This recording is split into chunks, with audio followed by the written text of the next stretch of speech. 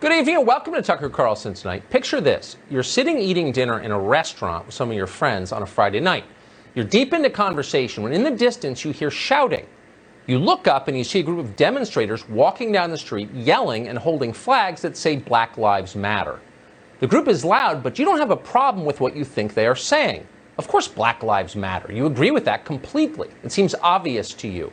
You're against racism. You've never mistreated anyone because of his race. You're not a bad person. So at first it doesn't occur to you that this mob of angry people might be angry at you. Why would they be? But then suddenly the mob is there, at your table, screaming in your face, throwing chairs, smashing glasses, sweeping cutlery to the floor, threatening to kill you. Within seconds, you're running for your life. That happens in our country now. It happened this weekend in Rochester. Here's what it looked like.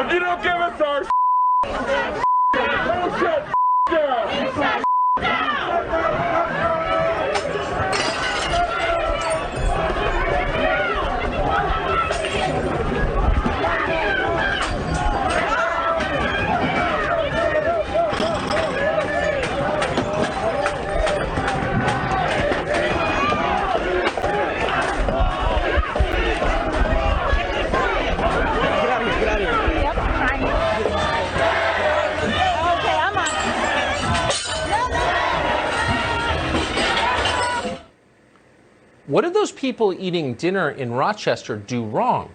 No one ever said. No one ever does. Or how about this elderly couple in Pittsburgh? They tried to get something to drink at an outdoor cafe over the weekend. Watch what happened. Well, you the white people that built the system set against mine. You old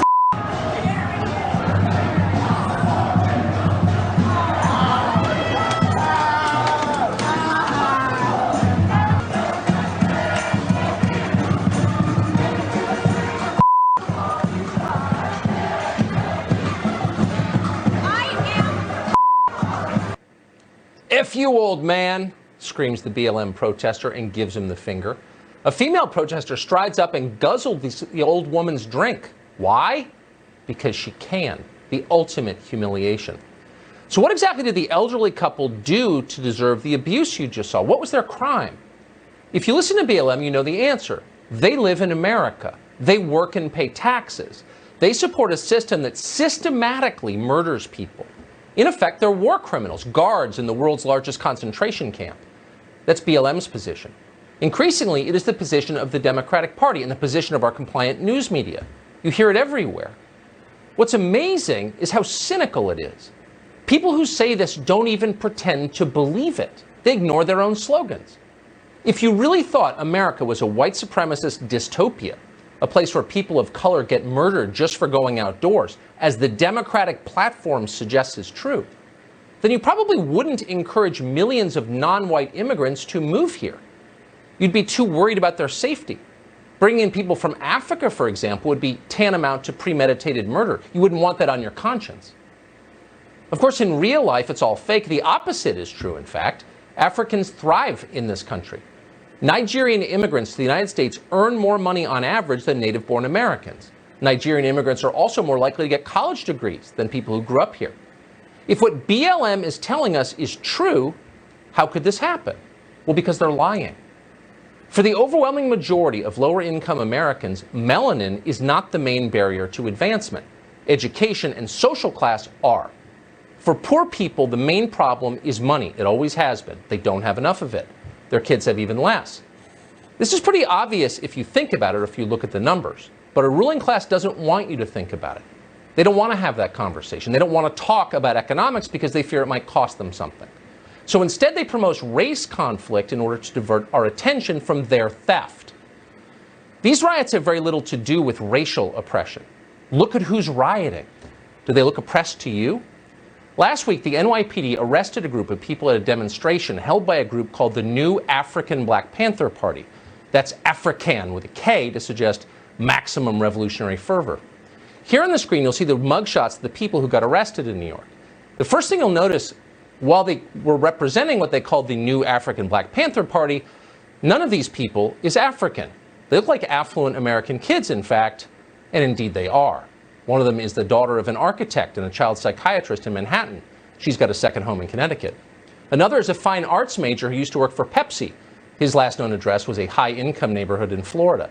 Another one of the rioters spent his summers jetting back and forth to Europe. Another has a modeling contract. Yet another is a student at a place called Sarah Lawrence University. That's a holding pen for the dimmer offspring of our leadership class. That school costs almost $60,000 a year. If you go online, you can find pictures of this young committed revolutionary singing show tunes at her local yacht club on Long Island. So these kids are not impressed. It's likely none of them have ever met an oppressed person, except maybe on junior year abroad. So why are they breaking things and hurting people?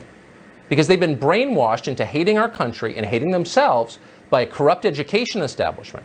They're also decadent and bored, like so many pampered children. After half a year of authoritarian lockdowns, they're looking for something more interesting to do than getting high and watching Netflix. And also, for many of them, underneath it all, they are frustrated, and rightly so, by vanishing economic opportunity. They sense correctly they will never be as successful as their parents' generation. For them, the American dream has died, so they no longer believe in America. All of that combined probably accounts for the radicalism you're watching. But we don't need to know that because we don't need to understand why rioters riot in order to oppose rioting. We should always oppose rioting, no matter what its justification. These are the forces of chaos and destruction. They are working to tear down our country. That's all we need to know. If we care about our families and our civilization, about the future of our descendants, we have got to fight them like everything depended on it, because everything does depend on it. Quote, when compared with the suppression of anarchy, Teddy Roosevelt once told the Congress, every other question sinks into insignificance. The anarchist is the enemy of humanity, the enemy of all mankind. His is a deeper degree of criminality than any other. Roosevelt wrote that in 1908. It was just 7 years after an anarchist assassinated the President of the United States, William McKinley. He was Roosevelt's running mate.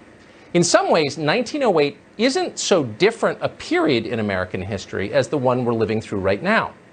In 1908, America was fast becoming an unstable country. Mass immigration had made the society far less cohesive. New technology completely upended the way people lived and the way they worked. There was a recession underway in 1908, coupled with high unemployment.